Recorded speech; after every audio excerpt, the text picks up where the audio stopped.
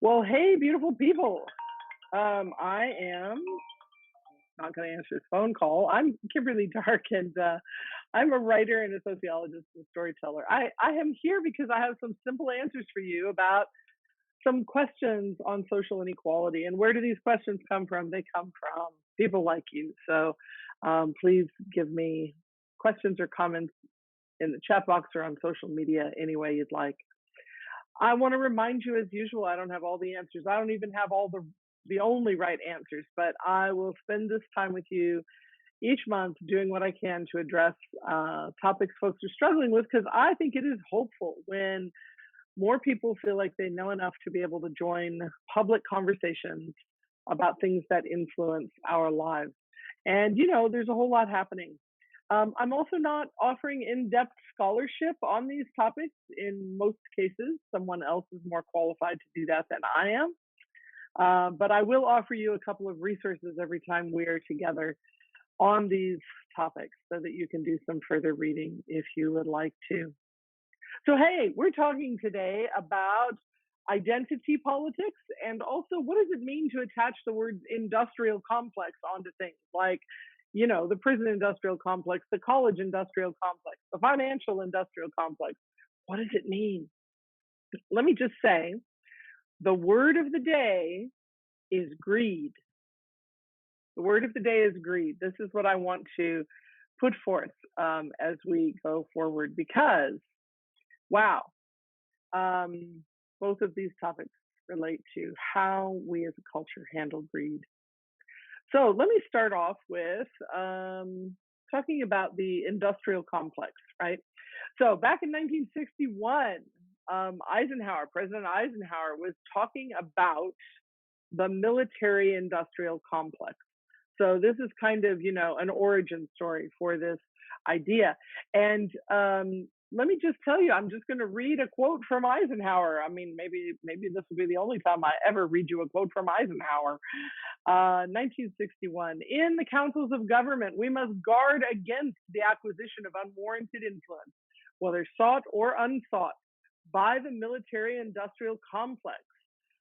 The potential for the disastrous rise of misplaced power exists and will persist. The military-industrial complex should not be allowed to endanger our liberties and democratic processes. So, we know now that this has just become normal operating procedure in the US government, that military contractors are so chummy with Congress that a disastrous rise of misplaced power has come to pass. So basically, this is about greed. It's about profiting off of war in that case. That's what Eisenhower was talking about. But then Angela Davis came along, and, the beautiful, wonderful, brilliant Angela Davis that we'd be poor without, came along and talked about the prison industrial complex. Because check it out, it is possible to look at the interrelationship among the folks who profit off of something, the folks who provide a service, the folks who are influenced by that, and to draw conclusions about how we are actually harming people. So, of course, it stands to reason with the military-industrial complex that if war is profitable, people will die. This is also true, though, with the prison industrial complex as an example. So folks whose names you need to know, Angela Davis, I mentioned, and also Ruth Wilson Gilmore is another name you should know regarding the prison industrial complex. And these folks have provided analyses from everything from bail to prison labor, from private corporate earnings to the services provided to prisoners, like, it costs $15 to make a phone call, even though you're making 30 cents a day. Everything from prison unions to parole. There is an important element here that both Davis and Gilmore do a great job of bringing out, and that is that with the prison industrial complex, at least, not everyone is targeted in the same way. Race is a huge issue. Not everyone is sucked into that complex equally. And you could also argue with the military industrial complex that poorer folks are sucked into that machine more readily than richer folks. So what's going on when we start to think about, use this way of thinking? Because really what this is a way of looking at interrelationships. When we start to use that in different ways with other groups. So for instance, colleges. You might have heard somebody say college industrial complex, which is, how this question came to me. The way that all industries now have lined up to require degrees or certifications, and the vehicles for tremendous debt that people can readily, like literally with a signature, before they even understand what they're doing, can take on, is part of this college industrial complex. We could also talk about finance, like how loans are given. We could talk about food production. We could talk about even something like, environmental or green efforts. If we keep heading in the direction of maximizing profits rather than actually focusing on healing the planet, somebody in the next 5 years is going to be talking about the green industrial complex.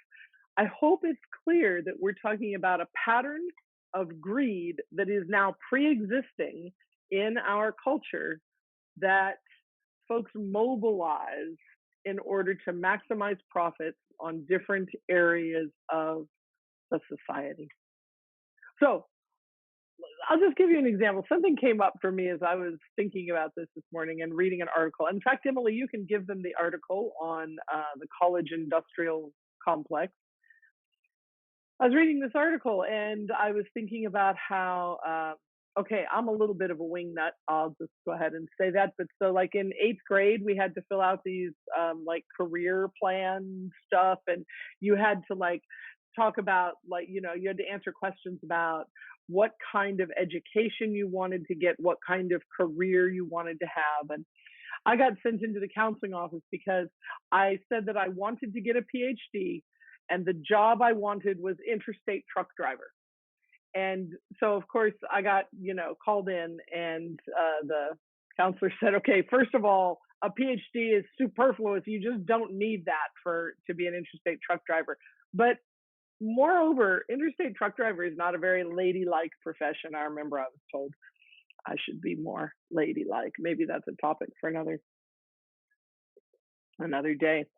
But listen, nowadays, I don't know that guidance counselors would still tell students that a bachelor's degree, at least, is superfluous because everyone believes they need at least a bachelor's degree in order to be employable. And that's obviously not true, right? We don't need a nation of people with bachelor's degrees. We need a nation of people who are respectable in their jobs, whether or not they have a certain degree or certification. Certification programs also often can engage people in federal student loans, and that's just as nefarious, right? So college is another way that, we can think about this. So I want to show you actually a little video. Emily, do you have, this is such a short, simple video about the prison industrial complex. And yeah. Let me find that again, okay? Yeah, Kimberly? sure. Okay, lady. I see a comment here about the, diving into the ladylike idea. The worst. All right, I know. Remember how I was saying that we had to get past that ad and that I had a whole awesome setup to make sure we wouldn't get an ad before the video went? Oh, right. I lied. It wasn't true. It's all right. Just give me 3, 2, 1. Skipping ad. Thank you, everyone. All right, now I'm going to share my screen. Is everyone ready? Thank you. Thanks for allowing me to expose a little bit of this infrastructure here. Infrastructure of Zoom calls. Yeah. All right, here we go. I'm going to hit play, and then I'm going to rewind, then I'm going to hit play again. Complex. The prison industrial complex is a term used to describe the overlapping interests of government and industry that use surveillance, policing, and imprisonment as solutions to economic, social, and political problems. It's a mutually reinforcing web of relationships between prisons, probation and parole services, the police, the courts, all the companies that profit from transporting, feeding, and selling daily necessities to prisoners. Rather, years ago, private corporations and even government agencies saw prison growth and crime spike as a business opportunity rather than a social problem. The reason why we focus on the prison industrial complex is that it ultimately causes more crime. If a company's customer base is prisoners, then it's in their best interest to maintain criminal activity, to incentivize it really. A good example of the prison industrial complex is this. A company developed an app that allowed users to enter the names and numbers of all the people who might post bail for them if they were ever arrested. If and when that app user was arrested by police, he or she could send an immediate text message to the pre-appointed list of people and inform them of their geographic coordinates. The app would then send those people the location and phone numbers of detention facilities in that area, so they could arrange for the arrestee to be bonded out of pre-trial custody. While this may look like an ingenious solution to the problem of being unable to contact friends and family when you take a caller, it actually props up a system that takes people's freedom while they're still innocent. It also sees contact with police as inevitable for some people, when we shouldn't see it that way. None of us should be preparing for an arrest. We should be preparing for our futures. Thank you. Thank you, Emily. I appreciate that. So that's just a, really concise, hopefully, way to show how important it is to start to look at industries where people profit from misery as, as a way to perpetuate the ills that we say we don't actually want in society. All right. I want to just pause and see if anyone has questions about this idea of putting industrial complex on an industry as a way to look at how greed and opportunism are fueling that industry, but also creating additional problems. And feel free to unmute yourself and ask a question or put something in the chat box if you have it. And don't feel compelled if you don't want to. I do see a comment here about what school counselors are telling children, that we can assume nothing. With the utmost respect for all the great school counselors doing amazing work, there's still some profoundly sexist attitudes that continue to be shared with students. That's absolutely true. I don't know if we can assume nothing. I think that we can look at the patterns in how students are being told to prepare for their futures. And there's definitely a shift in how students are being told you need a 4-year degree for many fields that were not considered to need a 4-year degree. And I'm talking about, when I'm talking about being in 7th or 8th grade, that would have been 40 years ago. So we can look at trends like that for sure. And it becomes one of the little pieces of, glimmers that show us these interconnections and relationships that uphold greed as opposed to, helping people live their best lives. All right, fear not, you can ask more questions later. I'm going to move on and talk about identity politics. So, hey, you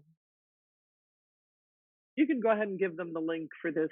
I'm realizing I might have had 2 industrial complex articles. Did I send you 3 articles I have Vox total? identities. Perfect. So give them the Vox. So first of all, let me just say, Vox has a number of really great articles about identity politics. This is so funny because, identity politics is kind of a vague phrase, but generally It refers to the discussion of and politics around issues pertaining to one's identity. So, just to, kind of review, we all have numerous identities. For instance, one of my identities is mother. Another one is queer. Another one is fat. Another one is middle-aged plus, right? Soon to be old. And oftentimes these identities maybe don't always match up with the expectations that people have about identity. So this is an important thing to kind of understand as a baseline about identity as we start to talk about identity politics, is that identity is not just about how you identify yourself, like that list of things I just gave you about myself.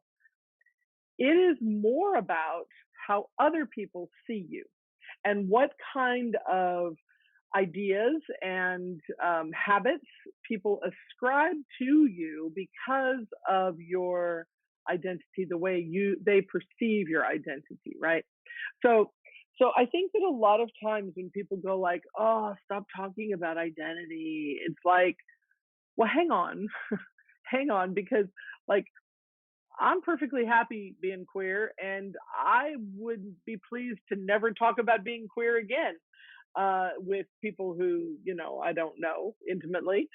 But the fact is, because sexual deviance is still a category in my culture that sometimes is seen as, a thing that can rob me of credibility, I have to stay aware of it, right? I have to stay aware of like what kind of policies out there are being made to take my rights away.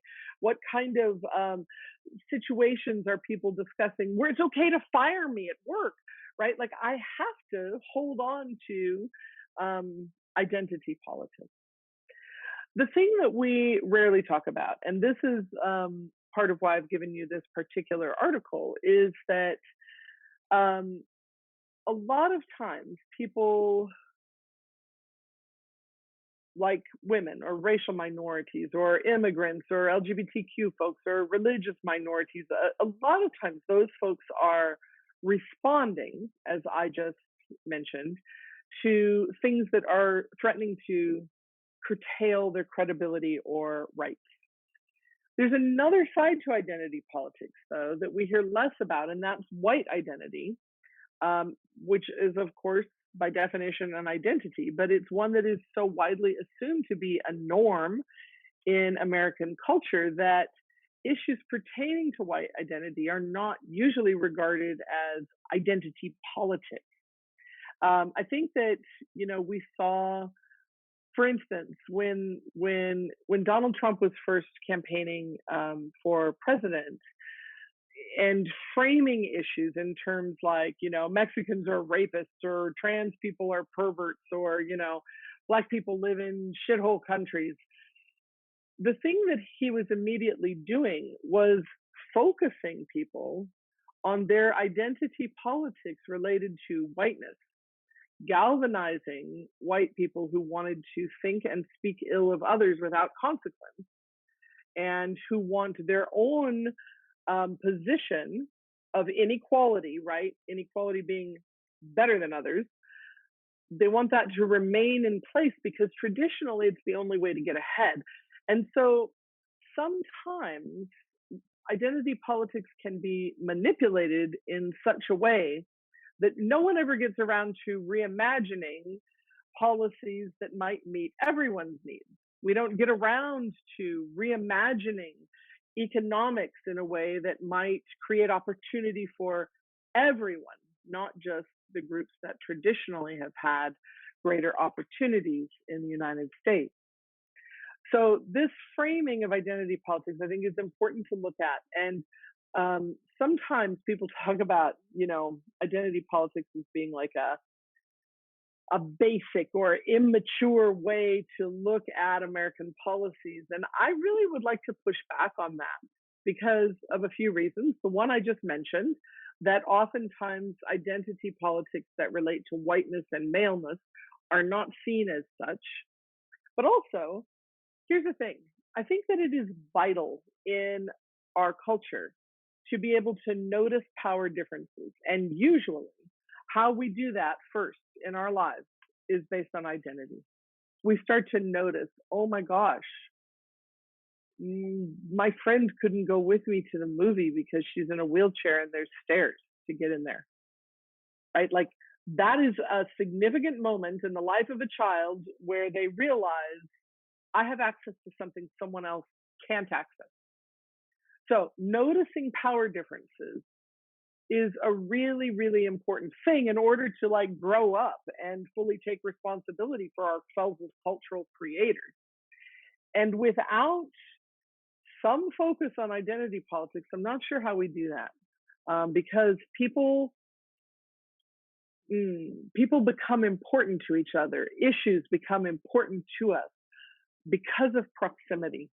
And usually it is noticing someone else's lack of access to credibility or resources that causes us eventually to notice our own.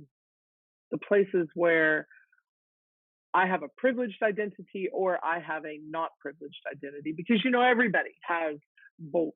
It's just that, you know, for some, the privileges or the lack of privileges stack up.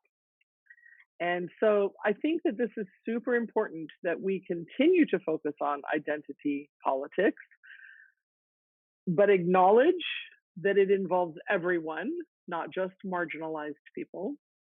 And I also think it is super important to focus not on identity politics, on things like economics and environment and the stuff that creates social inequality, like through the back door.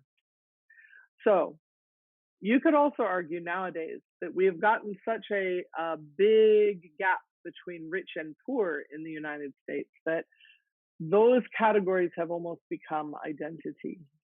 You know, one of the big things that's different in the US, for instance, than traditionally in a country like Great Britain was that there were really strict clothing and, you know, practices that would show that a person is up, ways of speaking that would show that a person is upper class versus lower class. In the US, we hid some of those markers.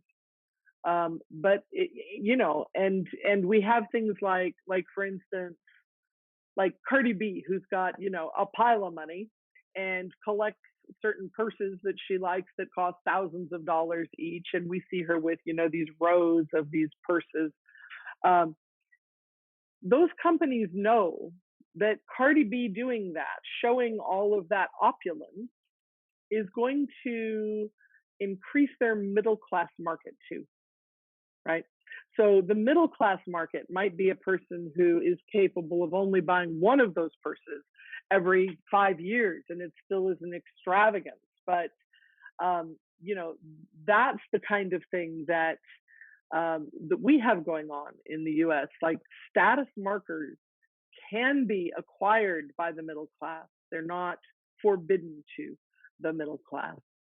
So it is harder to see sometimes that rich and poor are also potential identity categories, especially now that we have, you know, billionaires, people whose wealth has come at the expense of, you know, people having much less. So this is the thing about identity politics. They're often reactionary to harm and inequality. And yeah, don't let anybody tell you that, you know, identity politics are immature or inferior somehow, because we do need to come to see power. And also when people are able to organize around identity, that's not the only thing about them, right? But it becomes a thing that allows them to challenge power in ways that they wouldn't otherwise be able to. Is there anything anyone would like to discuss regarding identity politics and how that term is used?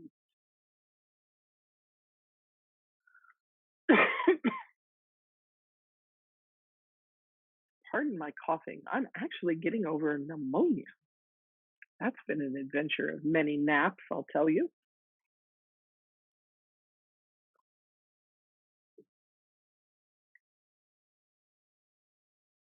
Now, if you don't have questions for me, I'm going to ask you the questions that I usually ask. Do you think these are topics that you're going to find a way to discuss in your everyday life somehow? And your everyday life could include around the dinner table with your family. It could include when you're out at the Zumba class. It could include when you're sitting at the bar watching a game on the TV.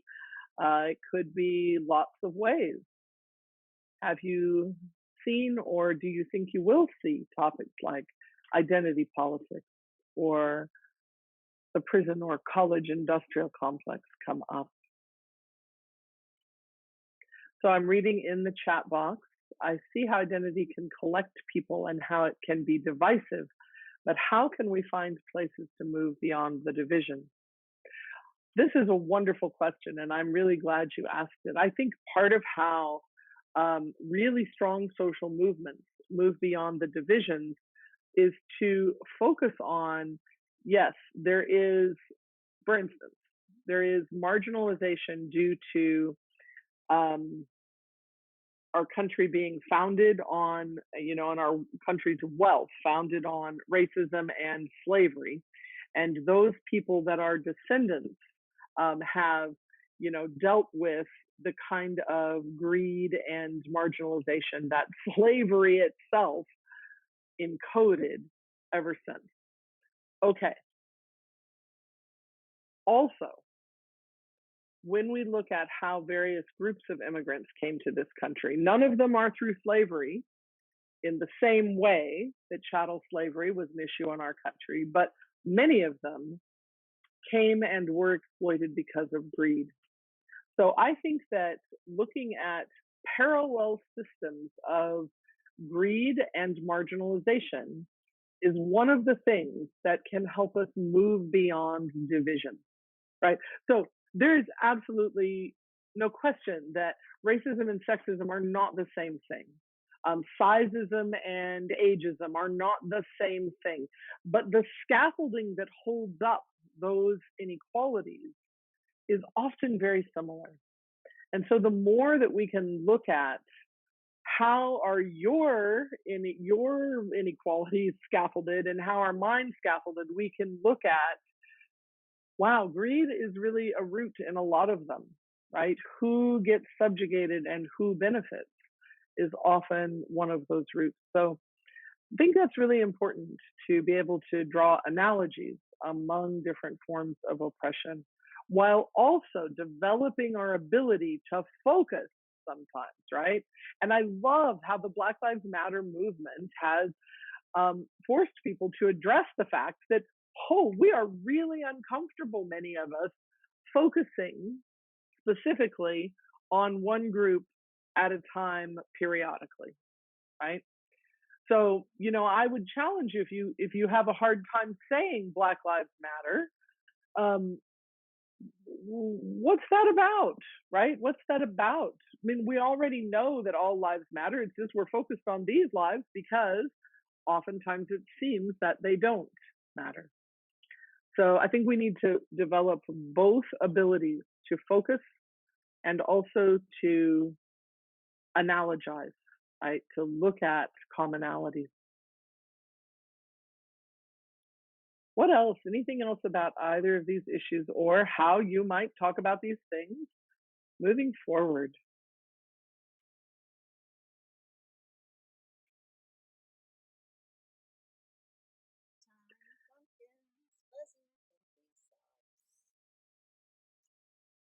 All right, I think I missed that.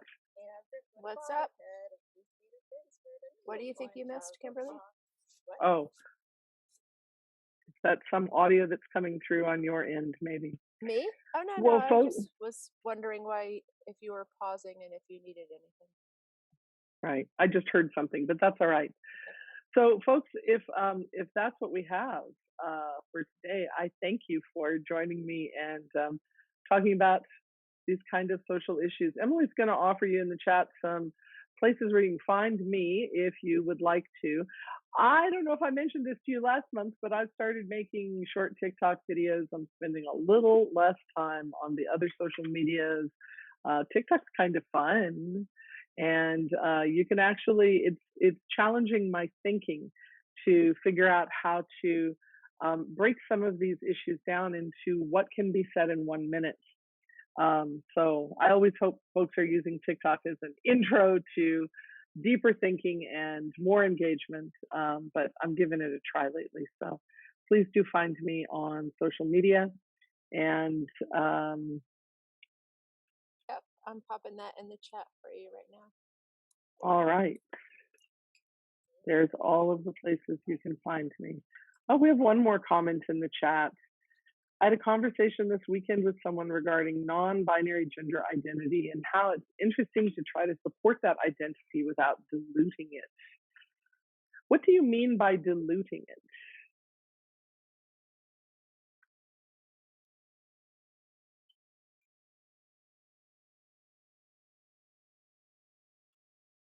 That it depends on the definition of non-binary. Yeah. So let me just say this real quickly about this, and you know, this can also be a topic for a future Hope Desk as well. The idea of non-binary gender identity and supporting folks. I want to just say that people who are exploring non-binary gender identity are doing it in so many ways, and this is such a public service because it is reminding us that we are capable of expressions we don't even have language for. We are capable of more brilliance than we can name. And that the idea that, you know, everyone's gender or sex can fit into two boxes, male and female, has always been untrue, right? Always. Through time immemorial, people have been expressing themselves in ways other than what the society calls male and female, and also just in terms of physical bodies, right? The healthy baby coming out of the womb can look like or, you know, embody or hormones or chromosomes can be other than what we understand as male and female. So I think that it is possible to, rather than supporting a specific way of being non-binary or way of being queer, it is possible to support the exploration and widening of these categories, to do that without reservation, right?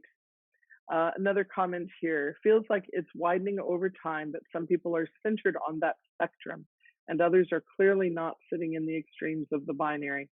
Look, this is the thing about extremes though, isn't it? Is that probably forevermore, the majority of people are going to identify as male and female.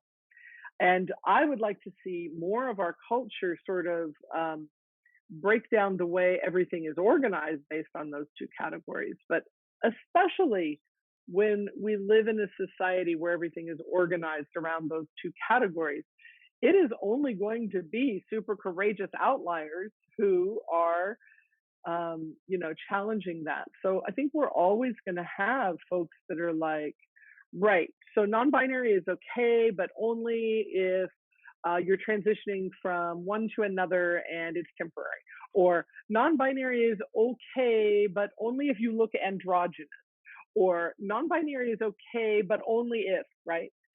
This is the thing that that happens when something starts to mainstream, is that we start to make rules around it. And I hope that we can hold on to ambiguity with regard to gender and let the folks who really feel like they want to wave this banner and live their lives differently, let them give us the extremely important public service that they are providing with their full credibility and humanity intact. But this is a great topic, and I'm going to put it on the list for a future call too.